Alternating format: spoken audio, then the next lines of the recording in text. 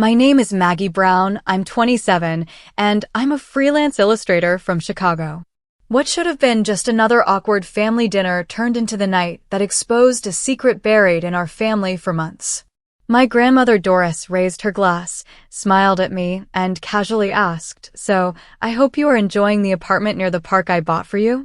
The fork slipped from my father's hand, crashing against the plate. I froze because I live in a damp basement studio with cockroaches in the bathroom. Every eye at the table turned to us as the blood drained from my father's face. Before I tell you what happened next, let me know where you are watching from in the comments. And don't forget to hit like and subscribe if you've ever been betrayed by the very people meant to protect you. After my 20th birthday, I packed my life into 4 cardboard boxes and moved into a basement studio. The ceiling was low enough that the smoke detector blinked right into my eyes when I lay on the futon. A leaky pipe ran along the wall above the kitchenette and clicked like an old metronome before each drip. At night I could hear the upstairs neighbor's blender, the washing machine, the dog's nails on the tile. The bathroom light exposed cockroaches that scattered under the cracked linoleum, leaving me standing on the bath mat like it was an island in a dark sea. I kept a can of spray under the sink and a shoe by the door just in case. My income was predictable only in its insufficiency. I freelanced, which meant mornings started with coffee boiled in a dented kettle and a ritual of refreshing my email, as if money could be summoned by persistence. Some weeks it was logo sketches for a friend of a friend. Other weeks it was coloring pages for a daycare or a rushed poster for a neighborhood band that paid me in cash and a drink ticket. I tracked every dollar in a spreadsheet that made me feel grown up and trapped at the same time. Rent first. Internet second. CTA pass third. After that, a stack of instant noodle bricks lined my pantry. When I had $2 extra, I bought an egg to crack into the broth and pretended it was luxury. My father, Harold, never missed a chance to audit my choices. Drawing isn't a job, Maggie. It's a hobby. The only real career is in business. He said it like he was reading a headline everyone else had already accepted. Phone calls with him were performance reviews I never passed. He asked about deliverables, about growth, about whether I had considered night classes in accounting. When I mentioned a branding package I was proud of, he asked me what the retainer was in Q4. If I said I was tired, he called it a mindset problem. So I learned to keep conversations short, factual, polite. After we hung up, I would sit very still and let the anger settle like snow in a glass ball. My mother moved to Florida after the divorce and slowly evaporated into sunshine and humidity. She sent photos of sunsets over low, flat water with captions like, "Isn't this gorgeous?" and left my messages on read. Sometimes, out of nowhere, she would call during my workday to tell me about a new farmer's market or a neighbor's poodle. She had a way of speaking that slid around anything painful. If I mentioned money, the line went quiet and then filled with weather. The last time she visited Chicago, she complained about the cold in July and told me I should really think about moving south. "It's better for your joints," she said, as if she knew mine. Claire, my older sister, is the family brochure. She and her dentist husband live in a house with a white porch and symmetrical planters, petunias that never droop, a flag that never tangles. She texts me photos of their perfect Halloween pumpkins, their winter wreath, the spring backyard brunch with matching napkins. She is a lawyer with crisp blazers and a calendar booked 2 months out. At gatherings, my parents used to introduce her as our Claire, partner track, and me as our artsy one, as though I were an accessory. They compared our timelines the way people compare interest rates: sensible, reliable Claire, improvising, precarious me. I tried to be the sister who clapped anyway, but sometimes my palms stung afterward. The studio taught me a different kind of discipline. My work arrived through small holes in the internet. I posted time-lapses on Instagram, messy ones with paint under my nails, and turned on the comments only after my heart slowed. I sent cold emails to cafes offering chalkboard menus with little illustrated croissants. I walked to the printer 2 neighborhoods over because they let me pay in installments. Through all of this, my grandmother Doris was the steady color in the corner of the frame. She visited my studio with a tin of cookies and a scarf wrapped over her hair like an old movie star. She stood in the doorway, peered in at the damp wall, and said in a voice that made everything feel intentional, "I love the honesty of this place." Then she would lower herself onto the wobbly chair I kept just for her and watch me draw as if it were a concert. "You see the world in colors that others don't even notice. Cherish that," she told me, and the words planted themselves in the dry ground inside me. She asked about my clients by name and refused to let me diminish my efforts. If I said, "It's just a flyer," she'd correct me, "It's communication." If I said, "It's small," she'd say, "It's specific." She never asked about salaries or promotions. She asked what I was curious about.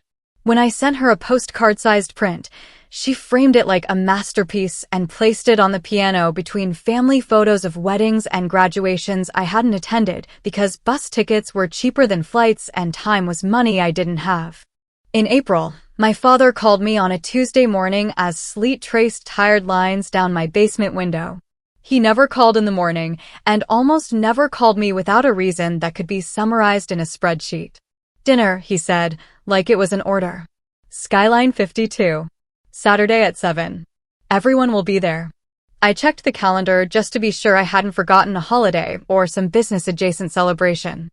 Nothing. Just April, gray and stubborn. I stared at his text afterward, "See you then. Dress smart," and felt a prickle under my skin.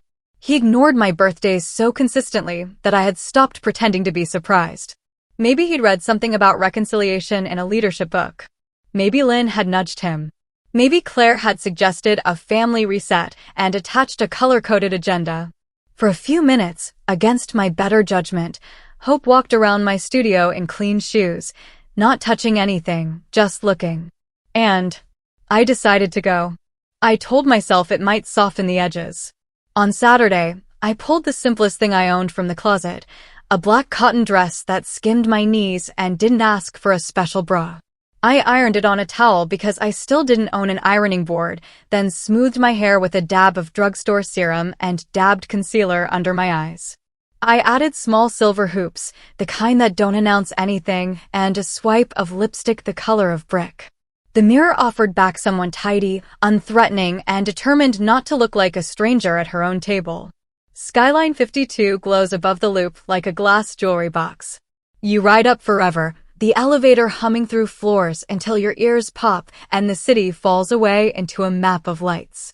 The host stand gleams, the servers move like ballet, and the skyline presses its face to the windows as if it wants to join you for dinner. I checked in, said my last name, and followed the hostess past men in jackets and women whose bracelets made small, expensive sounds. They were already seated at a corner table with a view that made even the river look polished. My father's suit was a precise navy. His cufflinks winked every time he lifted his water glass. Lynn wore beige the way some people wear armor, impeccable, crease-free, perfumed. Claire sat straight-backed, fingers resting on the leather-bound menu like it was a contract. Her husband's smile shone with the kind of whiteness you finance. No empty chair waited for me. I was the variable to be absorbed, not the guest of honor. I slipped into the last seat. Lynn kissed the air beside my cheek. Claire said, "You look nice," in a tone usually reserved for floral arrangements. My father nodded as if I had met a deadline.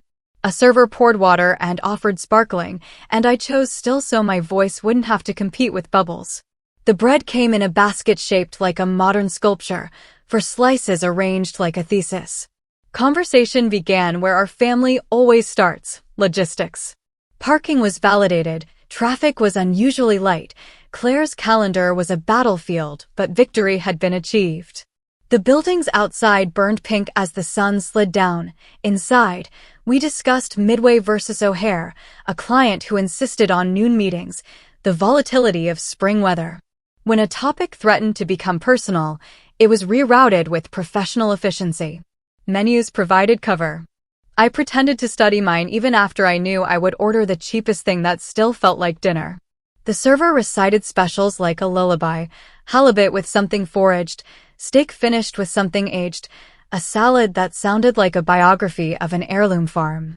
My father recommended the ribeye to Claire's husband, then looked at me and said, "The chicken's fine," as if he were doing me a favor. I ordered the soup. Lynn lifted her glass. "To spring," she said, pausing for a word that would offend no one and mean even less. New beginnings, Claire added, without looking at me. We clinked. The toast was crisp and dry, like the wine. I felt it all the way down and not at all. Between courses, my father asked about projects, his eyes trained on me the way a manager tracks a bar chart. I described a mural mock-up for a cafe and a set of icons for a non-profit's website, keeping my sentences short enough to hold with 2 fingers. He nodded, then shifted to a story about a colleague's daughter who had transitioned from creative to corporate and never looked back. Lynn murmured approval. Claire's husband asked about the cafe's location as if zoning codes might disqualify it. The room around us softened into candlelight, and with it, the chatter lifted into a pleasant, expensive hum. A birthday somewhere behind me sparked a small chorus and a confection sparking with a single anniversary sparkler. Our table did not look. My soup arrived in a bowl as wide as a hat, the surface gleaming. I ate slowly, deciding whether to mention the small things that had gone right that week. An email from a client who used the word beautiful, a deposit that cleared 36 hours earlier than I feared. I didn't. Those winds felt like birds. If I opened my hand here, they might fly into the glass. Claire asked about my neighborhood in a voice that suggested urban anthropology. I told her the bakery finally reopened and that the bus now arrived roughly on time. That's nice, she said, and I could tell she meant the word itself, not what it described. Her husband checked his watch and mentioned an early morning. Lynn dabbed the corner of her mouth with a napkin, gaze sliding past me to the skyline, as if the city offered better small talk. Our server returned with practiced warmth, clearing plates that weren't quite empty, asking whether we were enjoying everything. Lovely, Lynn said for us. The dessert menu appeared, more leather, more gold type. My father declined on behalf of the table and then, sensing formality, demanded celebration of something, gestured to the server. Perhaps an espresso round, he said. Keeps us sharp. He grinned like a man making a joke about productivity. As the cups arrived, small, white, perfect, I felt the familiar split inside me, one part wanting to stand up and leave them with their skyline and their careful words, another part longing for a sentence from my father that wasn't performance, for a question that didn't double as a test. I wrapped both parts in my napkin and placed it back on my lap. Maybe the night could still tilt toward something human. I held the cup in both hands and decided to wait and see. Later, Grandma Doris arrived, and the air in Skyline 52 changed the way a room changes when someone opens a window. The host led her across the floor like a procession, her violet scarf fluttering at her neck, her lipstick that unapologetic shade she favored for weddings and arguments. She carried a small box, palm-sized and ribboned, as if she'd tucked a secret there and was letting it ride shotgun. Heads turned that were not part of our table. She always had that effect, a kind of bright frequency people recognized even if they didn't know her. Everyone at our table straightened. My father rose halfway, then thought better of it and smoothed his napkin instead. Lynn's smile sharpened. Claire sat taller and reached casually for her water glass, as though hydration could disguise anticipation. My grandmother kissed the air beside each of our cheeks and saved me for last, pressing her cool hands around mine in a squeeze that felt like coming up for air. There you are, my magpie, she said, catching all the shiny things the rest of us miss. She set the box on my bread plate like a place card. The ribbon was satin, the kind you save because it feels like a small sin to throw it away. Open it, she urged, tilting her head the way she used to when I presented a crayon masterpiece on the refrigerator. I slid a fingernail under the knot and lifted the lid. Inside lay a tiny enamel pin shaped like a paint tube, the color on the label an impossible blue. For your lapel, she said. So no one mistakes you for ordinary. The room felt suddenly too warm and perfectly lit. I could see the city mirrored in the pin's glossy curve. A server appeared with another champagne flute as if summoned by the box's small ceremony. For the lady, he said, setting the glass in front of my grandmother. She lifted it, took a measured sip, and then placed it down with a soft click that seemed to punctuate the evening. She turned her attention back to me, eyes crinkling, the way they did when she knew she was about to delight me with some small, thoughtful thing. How do you like your apartment, dear? The one near the park, she asked lightly, as if asking about a bouquet I'd mentioned or a new cafe on my block. The question felt like a door swinging open to a hallway I didn't know existed. I blinked. What? What apartment, Grandma? I heard my voice come out careful and thin. I live in a semi-basement studio. The fork slipped from my father's fingers and hit porcelain with a metallic clatter that turned 3 nearby tables. Lynn's teeth paused against a single leaf of microgreen. She withdrew the fork from her mouth without finishing the bite. Claire's gaze slid toward the window, past me, past us all, to the thick velvet of the evening. No one at our table breathed. Somewhere behind me, someone laughed at a joke with the careless ease of people whose families kept their promises. I looked at my grandmother, searching her face for the wink that would tell me this was a misguided tease, a story she'd meant for another time. But her expression didn't flicker. She looked puzzled, not theatrical. "Sweetheart," she said, voice softening, her fingers reaching instinctively for mine on the tablecloth. "But I transferred $600,000 to Harold last fall. To buy a place for you. You moved in, didn't you?" The words fell between the plates and the candles like silverware dropped in slow motion. 600,000. My brain tried to stack the zeros neatly, tried to reconcile them with the spreadsheet on my laptop that defined a good week as one where I bought an egg for my noodles. The room seemed to tip slightly, as if the building itself had inhaled. My father's face strained to a color that didn't exist in the paint set he used to buy me at Christmas out of obligation. He found his fork and set it deliberately on the edge of his plate, hands careful, movements rehearsed. Lynn folded her napkin into a sharp triangle and then unfolded it, as if the fabric could decide something for her. Claire kept her eyes on the skyline, jaw tight, her throat working around a swallow that didn't need to happen. I stared at my grandmother, at the small lines that laughed when she did and the gold chain she always wore with the locket that held something no one had seen, but everyone knew was there. I wanted to ask a dozen questions at once, but my mouth only knew one. "Grandma?" I said, my voice smaller now, like I'd dropped it and it had cracked. What did you do?" She didn't look at my father. She didn't look at anyone but me. "I did what I always planned to do," she answered gently. "I made sure you had a place to stand that wasn't borrowed." The server, not understanding the new gravity at our table, appeared with a bottle and a practiced smile. "Another pour?" he asked. No one answered. He retreated, sensing perhaps that he had stepped into a photograph whose subjects had not yet agreed to smile. My hands were cold. I tucked them under my thighs to warm them, then pulled them back out because hiding felt dishonest here, at this exact second when everything bright and everything ugly was sitting bare on the white cloth. Across from me, my father cleared his throat. It was the sound he used in meetings to reassert control, the sound that usually made people square their shoulders and return to the agenda. 600,000? I repeated, tasting the number like a foreign word. "Last fall." I managed, meeting her eyes again, trying to make the calendar flip backward in my mind to a moment I had lived and somehow not seen. Her hand tightened around mine, firm the way it had been when I took my first steps on the uneven tiles of her kitchen. "Yes, last fall," she said, simply, like a season you can't argue with. After our dinner we were invited to continue the conversation at my father's house in the suburbs, which in Herald speak meant there would be order, chairs assigned by habit, and no witnesses except framed photographs. I rode with Grandma Doris in her sedan. She drove too slowly with both hands at 10 and 2, the little ribbon box now tucked in her purse, as if even that tiny gift needed protection. Neither of us spoke much. The city lights thinned, the highway breathed us out into streets with trimmed hedges and mailboxes that matched. His house looked like a catalog, brick, shutters, porch light already on, a welcome mat that read Williams even though we had never shared that last name. Inside, everything smelled faintly of lemon polish.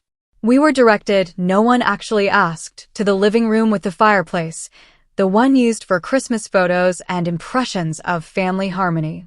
Claire and her husband sat together on the love seat. Lynn took the armchair angled like a throne. My father stood by the mantel rearranging nothing. "Sit," he said, and I lowered myself onto the edge of the sofa, hands folded so tightly the enamel pin pressed a crescent into my palm. Grandma did not sit. She stayed standing, small and steady, her scarf bright against the tasteful beige, her eyes on my father with a look I had seen only once before, when a neighbor had almost hit Oliver with a car. She reached into her purse and drew out a folder. Not the dainty box from dinner, not a token paper. Weighty paper. She opened the folder on the coffee table and fanned out documents as if dealing cards. Bank letterheads, transfer confirmations, a printout with bold numbers that made my stomach heave. "I want an explanation," she said, each word distinct, each one landing like a knuckle on a door. "I transferred $600,000 to you last fall, Harold. For Maggie's apartment near the park. Where is it?" No one moved. The clock on the mantel ticked as if to say, now. My father's gaze flicked to the papers, then to Lynn, then to Claire, anywhere but me. He tugged at his tie and loosened it one notch, the way he did after long meetings. He tried on a smile and it didn't fit. He sank onto the arm of the chair, elbows on knees, hands clasped. "Mother," he began, the words sounding careful, as if it might shatter. "I didn't buy the apartment." The sentence fell flat in the room. I felt nothing at first, the way you don't feel the burn until after you touch the stove. Grandma did not blink. "Then where," she asked, softer now, which somehow made it worse, "is the money?" He inhaled, exhaled. "I invested it." "In what?" Her voice had edges. He looked at Claire's husband, then back at the documents as if they might rearrange themselves into something reasonable. "In Ben's startup," he said finally. "It was a safe bet. Maggie isn't ready for property yet." "Safe bet. Not ready?" The words hit like coins thrown from a height, small and hard and humiliating. My cheeks went hot. My pulse thudded in my ears. Across from me, Claire's husband shifted, straightened, cleared his throat as if to offer a pitch. He didn't speak. But Lynn did, smooth and lethal. "We just saved you from making mistakes," she said, folding her legs, running a fingertip along the armrest as if checking for dust. "You're always in debt." I stared at her, at the careful blowout, the neutral lipstick, the diamond stud that caught the lamplight. Grandma lowered herself, at last, into the empty space beside me, but she did not take her eyes off my father. "So, you took money intended for Maggie," she said, "and put it into a business that belongs to your son-in-law?" My father straightened a little, finding ground in the familiar language of justification. "The company is solid. Early growth is strong. I've met the team. It's not like I handed it to strangers. This will give a better return than a one-bedroom with HOA fees and property taxes she can't handle." "It wasn't your decision," Grandma replied. "No heat, only fact." "It was my responsibility," he countered, braver now that he had a sentence with a backbone. "To manage it wisely. To protect her from outcomes." He meant to protect himself from my life not matching his graphs. I looked at Claire. She had gone very still, chin lifted a degree that made her look even more like a photograph of competence. She hadn't said a word. Maybe she was waiting for the right one to use, the lawyer word that would lay a rug over the hole in the floor. "Claire," I started, and my voice surprised me with how steady it was. "Did you know?" She flinched barely, then smoothed her face. Her eyes traveled to the folder, then to me, then to her husband. She swallowed. "I heard about it," she murmured at last. "Dad mentioned the plan. And I decided not to interfere." Not to interfere? As if my life were a train track and she had chosen not to pull a lever.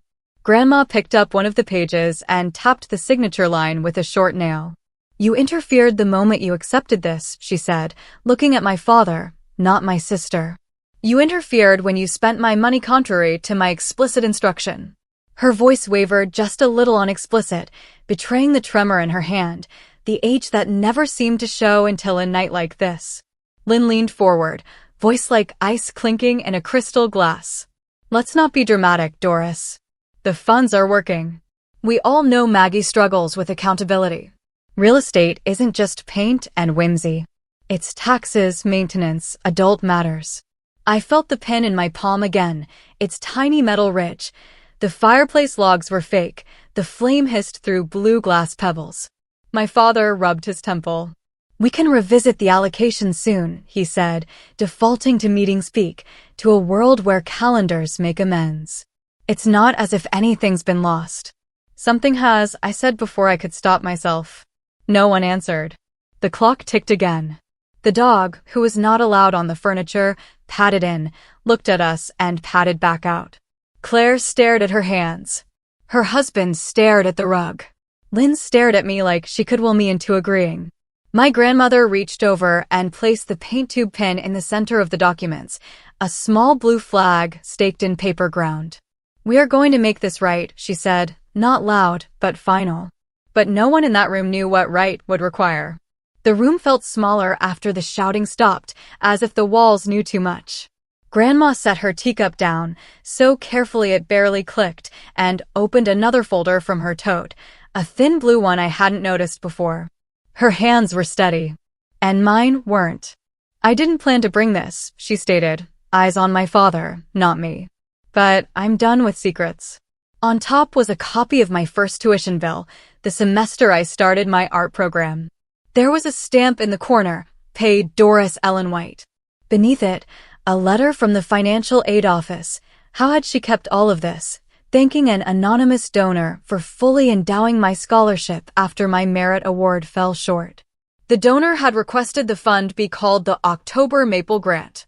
I remembered loving that phrase without knowing why. I had believed it came from the school. As it turned out, I had believed so many things. "Your portfolio was excellent," Grandma said softly. But the final numbers were still out of reach after certain decisions were made. Her glance flicked to my father. He didn't flinch. He loosened his tie again, the same nervous habit he'd had since I was a kid, and pretended to study the fireplace screen. "You had the opportunity," he said. "The details of who signed what aren't the point. They were to me." In my head I saw the dorm stairwell at 19, the week I almost dropped out because the payment portal locked me out. I'd sold my sketchbook originals on Etsy, skipped meals, taken extra shifts at the campus cafe, convinced that my suffering was part of the price real artists pay. The story I told myself kept me warm. But now the story had a receipt. Under the letter was an email printout. Subject line, "Recommendation for Maggie Brown." I scanned faster than I could breathe. Grandma had written to a Thomas Bellamy, art director at a small design agency. She'd known him from a neighborhood council. "Please consider my granddaughter for a junior illustrator position." She'd typed, "No special treatment, just a fair look." Attached was my portfolio, compressed into a clumsy PDF I'd made on a borrowed laptop. At the bottom, his reply, "Of course, Doris. We'll bring her in." The date matched the week I'd gotten that miraculous call, the one I'd celebrated with a grocery store cupcake and a paper crown. I'd framed that memory in gold. And now it tilted on its hook. "So you rerouted the road," I managed. "You paved it in the places I thought were cliffs." Grandma's face tightened with something like grief. "I cleared the brush," she said. "You did the climbing, Maggie." Lynn snorted into her wine. "Everyone gets help," she said. "Some people are honest enough to admit it. It doesn't make you Picasso." Claire stared at the rug pattern like it could save her. When she finally looked up, her eyes were glossy. "I knew a little," she murmured, "about the agency email. I thought it was sweet. I didn't think," she stopped, as if the rest of the sentence might burn her tongue.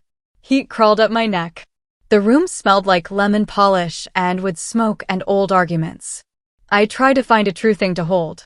I clung to the late nights, the cramped bus rides, the blister on my ring finger from gripping a stylus too hard, the time I stayed awake for 30 hours to finish a storyboard, the commissions I landed because I wouldn't let a client hang up without hearing one more idea. Those were mine, weren't they? My father put a hand on the mantel, claiming the house like he always did. "This proves what I've been saying," he announced, voice deep with verdict. Without supervision, she flounders. Doris had to step in for basic adult tasks. Property would have been a disaster. Basic adult tasks. I saw myself at 12 with a backpack of markers, showing him a comic I drew about a girl who could hear colors. He had skimmed it and said, "Cute." Then he'd added, "Dear Math."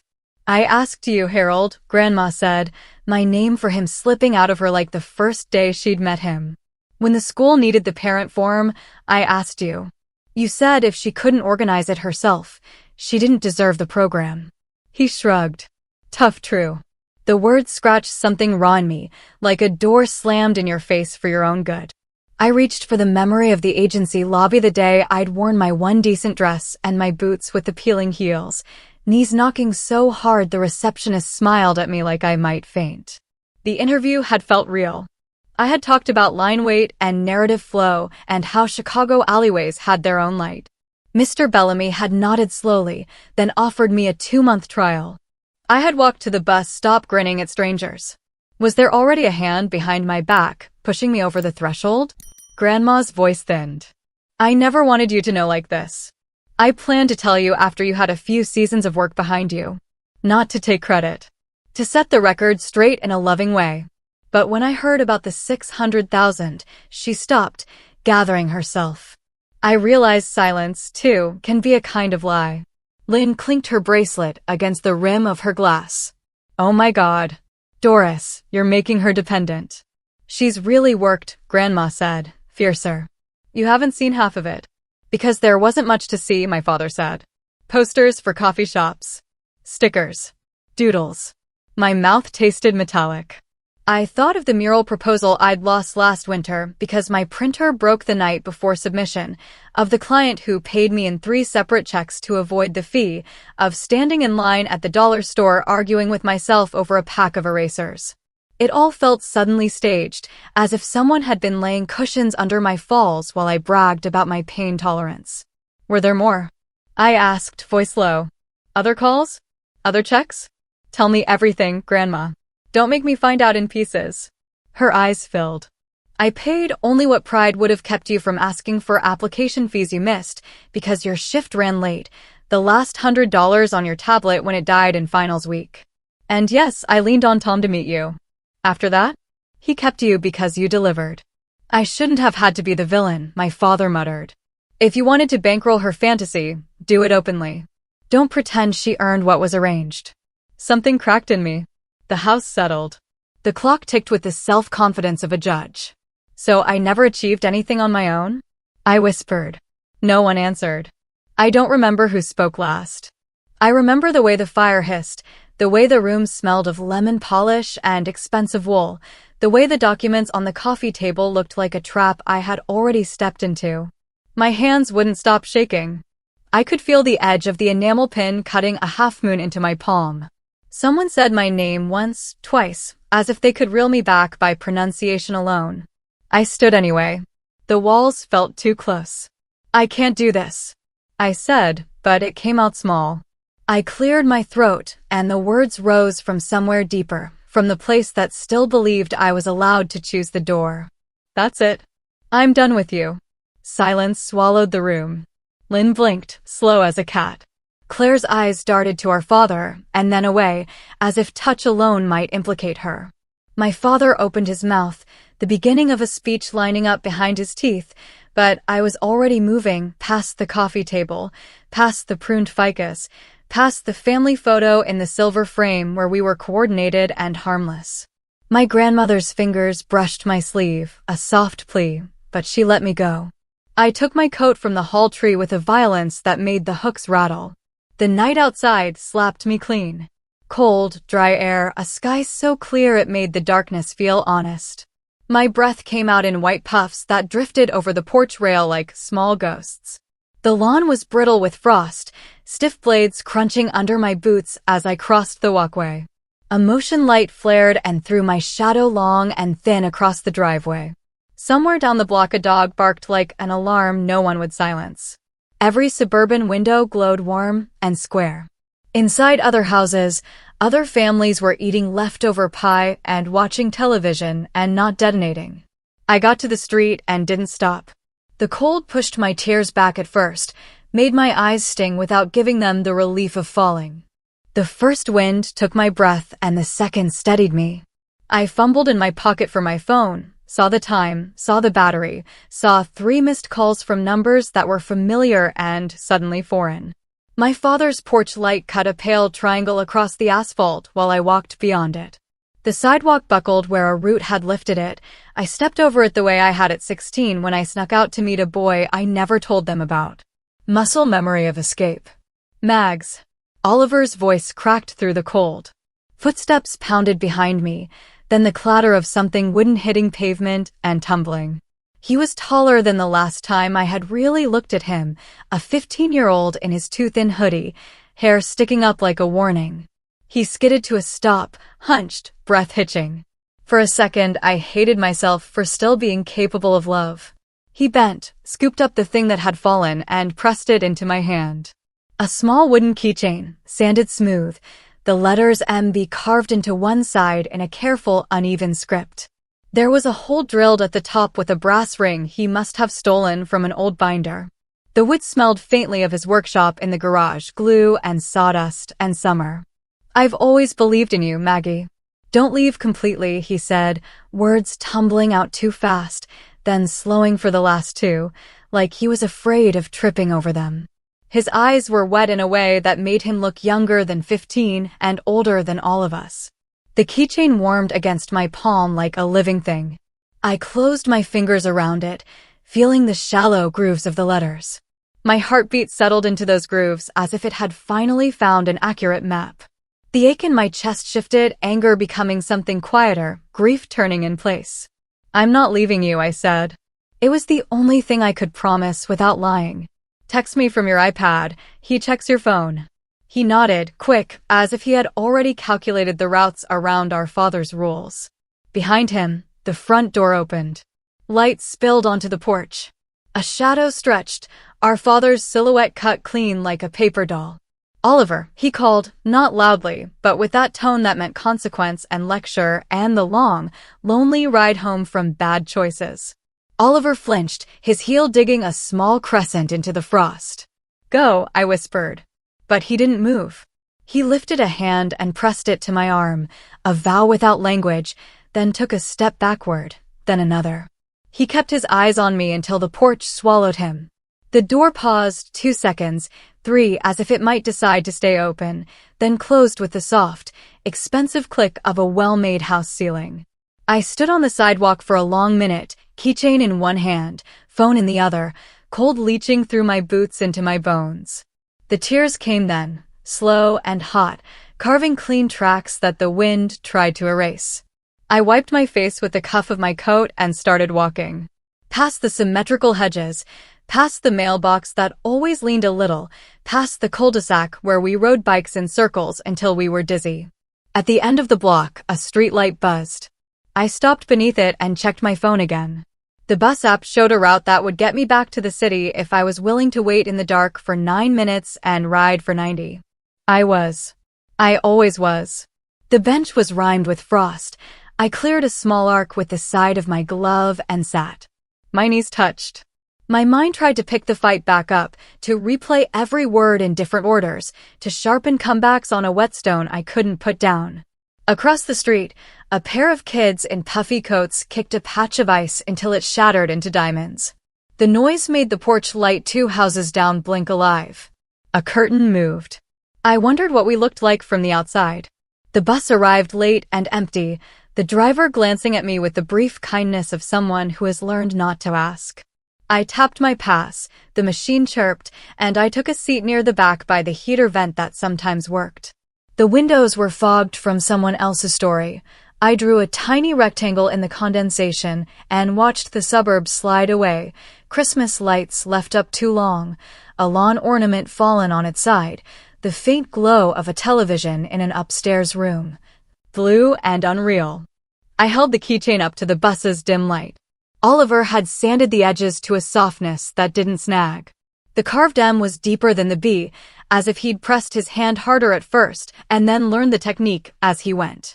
I pictured him at the workbench, tongue between his teeth, the same concentration he used for math homework and model cars, the part of him our father pretended not to understand. In the following weeks, I hardly talked to anyone except Oliver. He texted late at night from his iPad, little updates, dumb memes, photos of the wooden keychain hanging from his backpack. "Still believing in you," he'd type, and I would breathe a little easier in my basement studio, the radiator hissing like it had opinions about everything. I worked, I slept, I stared at the ceiling. The days stacked up like plates I didn't feel like washing. I told myself I was fine. I was not fine. Then my new neighbor moved into the apartment above mine, and everything changed with the sound of boxes and laughter. Her name was Haley. I met her in the hallway when my grocery bag ripped, and on cue, 6 oranges sprinted in different directions. She corralled them with a skateboard, dumped them into my arms, and said, "Hey, I'm Haley. I make coffee and questionable decisions." She had a bandana tied around her hair and paint on the laces of her shoes. She lived alone, worked at a coffee shop a few blocks away, and had that kind of smile that makes strangers tell the truth. For a week she knocked on my door every morning around 9 and handed me a paper cup. "Employee discount," she'd say. The lid always had a little heart drawn in marker. I tried to refuse the first time, and she rolled her eyes. "You're not stealing. You're recycling kindness." She didn't push about my mood. She just kept showing up with cinnamon lattes and stories about customers who argued about milk temperatures like it mattered more than taxes.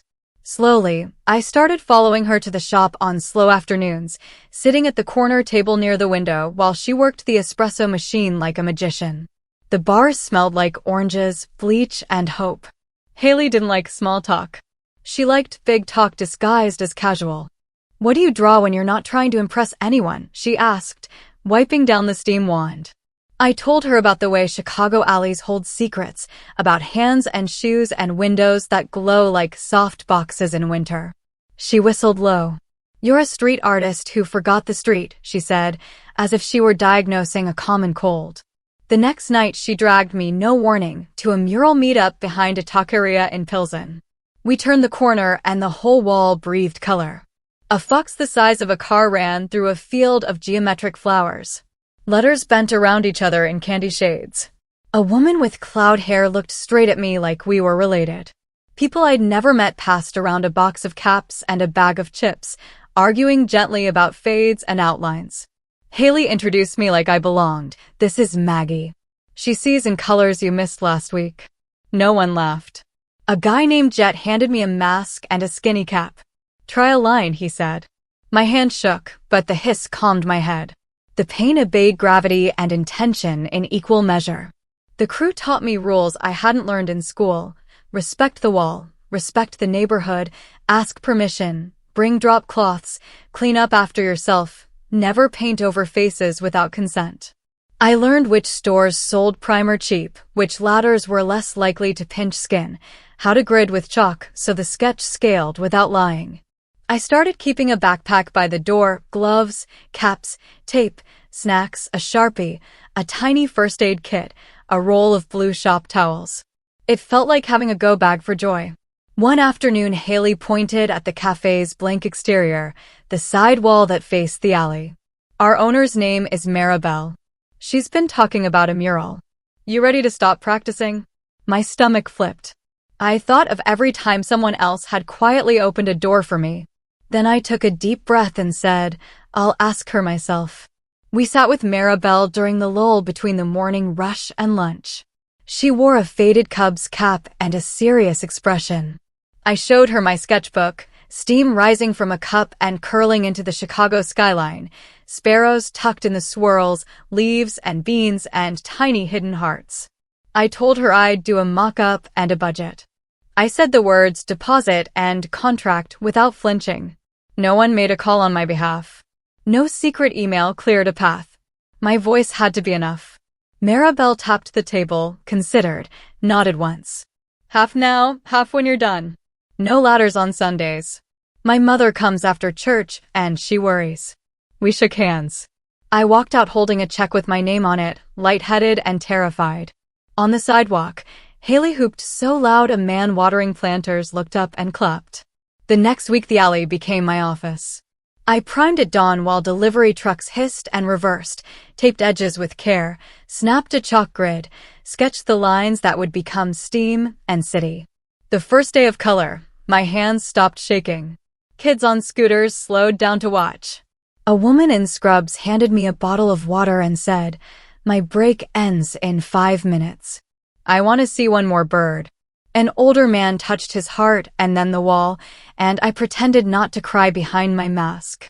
I learned the muscle memory of spray, how far to stand, how to switch from fat to skinny cap without looking, how to coax soft edges and bold strokes, how to step back every 10 minutes so the piece didn't lie to me. I learned what food keeps you upright when you can't stop: empanadas from next door, bananas, a handful of peanuts. Haley checked on me between shifts, passing me a coffee like a relay baton. "You're doing it," she'd say. No asterisks. On the last day, I painted the smallest sparrow by hand with a brush, a secret for myself, and sealed the whole wall with a clear coat that smelled like a decision. When I stepped back, the cup steamed the skyline into being, the birds flew without leaving, and the colors hummed like summer. In the window's reflection, I saw myself, mask pulled to my neck, paint on my knuckles, hair pulled back with a red band. Not a miracle. A worker. Maribel walked out, stood beside me, arms folded, eyes wet. "It's us," she said simply. She called her mother to see. The crew came by at dusk and touched elbows to the wall in salute. Haley took a photo of me with paint on my jeans, not smiling exactly, but lit from the inside. We posted it after I typed a caption with my full name. No aliases. No one to thank except the people who gave me snacks and space. That night, back in my studio, the keychain lay on the table next to my phone. I ran my thumb over the carved letters until the grooves warmed. A message from Oliver blinked, saw the mural on Haley's story. "You're so cool it hurts." I laughed, actually laughed, like the sound was a muscle that had been asleep and finally woke up. I fell into bed smelling like paint and oranges and the first day after winter. For the first time in a long time, I slept without clenching my jaw. In the morning, the city felt a little more mine. A pure, honest achievement. No ghost hands. Just me, the wall, and the color that said my name. News travels on a delay when you are trying to rebuild yourself. I heard about the collapse in fragments, a headline Claire didn't post, but couldn't hide, a voicemail from an old classmate who worked at a fund. Haley's whispered, "Hey, isn't that your sister's thing over the morning rush?" The startup Claire had poured herself into first as a favor to her husband's friend, then as a co-founder with a title that looked impressive on press releases, folded in a single bad month. The investors exited with statements about changing priorities, the burn rate overtook the runway, and the website went down at 3 a.m. with a polite 404. The photos of their launch party stayed up longer than the product. My father stopped answering group texts. Then I heard the more private part. He had personally guaranteed a bridge loan, convinced the bank with his spotless credit and his history of never being wrong. When the bridge led nowhere, it took his savings with it. He wasn't just embarrassed. He was cornered. The golf membership went quiet. The second car disappeared. Lynn hosted smaller dinners and said the food trend was minimalism. Grandma didn't wait for time to fix anything. She hired a lawyer with a voice like a metronome and a face that never blinked. In the living room where everything had come apart, she spread the agreements on the coffee table again, this time with a letter she'd already mailed, return of funds under threat of civil action. My father tried charm, then indignation, then silence. The lawyer did not change tempo. Conditions, dates, amounts, the signature he had placed where a home address should have been. Lynn paced the hallway. Claire sat with her hands in her lap, like a schoolgirl caught in a fire drill. 2 weeks later, my phone lit up with a bank notification I thought was a scam. I stared until the numbers settled into place. 600,000, less the legal fees Grandma insisted on covering herself. She called me before I could call her. "It's yours," she said. As I intended. Use it or don't use it, but let it sit in your account and remind you that your life is not contingent on other people's mercy. I sat on the edge of my bed and cried into my coat sleeve because it was the closest fabric. I didn't tell anyone but Haley and Oliver. Haley made me promise to take 1 full day off and do nothing but walk, which felt more radical than quitting a job. Oliver sent a string of exclamation points and then, "This is justice, not charity." My father arrived without an appointment 3 days after the transfer. I heard the knock and expected the landlord, a package, a neighbor. When I opened the door, He was there on the basement steps, not in a suit, but in an old windbreaker from some corporate retreat. The fabric made that crisp sound when he shifted his weight, a quiet apology. He looked smaller in the stairwell, as if regret reduced height. "Can I come in?" he asked. I stepped aside. He stood in my studio and took everything in: the low ceiling, the taped swatches, the stack of milk crates, the borrowed ladder I used as a shelf. He didn't try to mask his discomfort, but he didn't critique it either. He held his hands together like he needed to see them. All my life, I thought I knew better. I lost my daughter's respect, my son's trust, and now I see that Claire is unhappy too. I want to at least try to understand you. The words were careful, but they weren't slick. Something had sanded their edges. I gestured toward the only chair that didn't wobble. He sat and rested his elbows on his knees like a man about to tie his shoes and deciding to wait. "I can't rewrite what happened," he said. "Your grandmother made me face myself. I hate admitting it, but I was protecting a picture of our family, not the people in it. You don't owe me forgiveness." I wanted to say I see you trying. I didn't want it to be the lawyer who said something finally true. I told him boundaries, not poetry. That money had meaning beyond digits. That my work wasn't a phase, and if he wanted to be part of my life, he would have to learn a new language where success wasn't measured by square footage. He nodded, mouth tight. Then he looked toward my desk, at the enamel pin leaning against the lamp. He reached for it, then stopped, and I respected him for the restraint. When he left, I stood in the doorway until the night swallowed him, windbreaker and all. I didn't feel triumphant. I felt like a knot had loosened somewhere I hadn't known was strangled. Claire came to me next, not to the basement, but to the alley behind the cafe where the mural lived. She arrived in flats instead of heels, hair twisted into a messy bun, eyes ringed in the kind of fatigue that doesn't sleep off. She stood in front of the wall for a long time and didn't speak. The sparrows looked like they were listening. "I hate law," she said finally, her voice so flat it made me look up. "I have always hated it. I wanted music. Piano. Composition. Dad said it was a hobby. He said I could keep it for weekends when the real work was done." I waited. She ran a hand along the painted steam as if it were warm. "I was good at school. I was good at following instructions. It felt easier to be the version of me that made him proud. And then it didn't. I kept thinking it would, with the right title, the right husband, the right house. It never did." She turned to me, eyes glassy and embarrassed.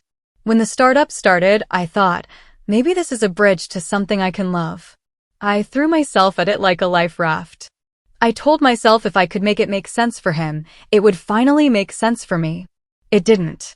I'm sorry about the money. I told myself not interfering was neutral. It wasn't. It was cowardice. I thought about the night in the living room, the way her silence had felt like a hand on my shoulder pushing me down. I thought about how many times I had done a smaller version of the same to myself. I was furious, I said. "I still am, sometimes." She nodded. "Me too," she said. "At him. At me." She took a breath that sounded like a decision. "I don't want to keep living a life I can't hear." We sat on overturned milk crates while the cafe closed. She told me about the girl she used to be, the one who wrote small melodies on the backs of legal pads, who kept earbuds in at night under the covers because Chopin felt like the only person paying attention. We laughed when we realized we had both hidden our notebooks in the same way, under sweaters on closet shelves, as if creativity were contraband. For the first time in years, we talked honestly, like sisters at a sleepover, not competitors in a quiet war someone else started. We didn't fix our childhood in an evening. We didn't absolve each other with a hug that made good theater. We made a small promise to tell the truth sooner, to not let silence play the adult in the room. 6 months later, I signed the papers on a spacious studio at the edge of the city, old brick, freight elevator, windows so tall the afternoon poured in like a warm tide. The landlord called it light industrial. I called it air. The floors were scarred from lives before mine. A seamstress, a cabinet maker, a DJ who left glitter in the corners. I swept, painted the walls eggshell, hung pegboards for brushes and rollers, built shelves from 2x4s, and rolled out tarps that still crackled from the store. The first night I lay on the concrete, listened to the building settle, and felt the room answer back, yes. I registered Magpie murals, bought a used Ford Transit with a dented side panel, and stuck a little sparrow decal near the handle. I learned the language of permits, scissor lifts, liability insurance, weather delays. I priced bids so I wouldn't starve, asked for 50% upfront without apologizing, and wrote scope in a way that held. Clients found me through the cafe wall, then through each other.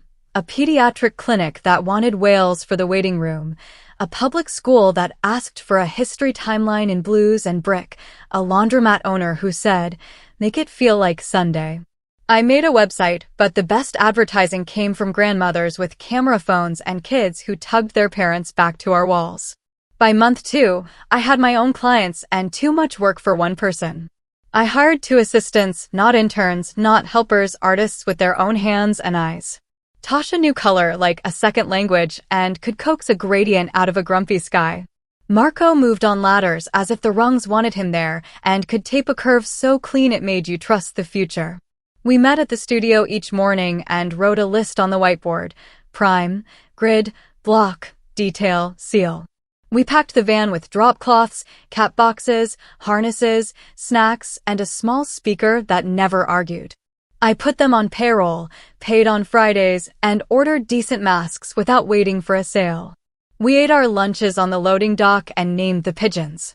The studio became more than a workplace. It was the first place I didn't feel I had to shrink. I painted sample panels and test swatches on one wall, pinned invoices to a corkboard, kept a calendar big enough to tame 3 jobs at once. I added plants that could forgive me: snake, pothos, a stubborn ficus that reached toward the base. Oliver's keychain hung on a hook by the door, the wood warmed by my palm every time I left. At the end of the day, we washed brushes until the water ran mostly clear and counted paint-splattered steps on the stairs like kids. My father visited for the first time in that old windbreaker and work boots he hadn't worn in years. He stood just inside, hands in his pockets, and looked without narrating. "Where do you want me?" he asked, and the question landed like a new weather pattern. I pointed to the broom. He swept. Later, he helped label bins and lifted panels onto sawhorses, waiting for instruction rather than giving it.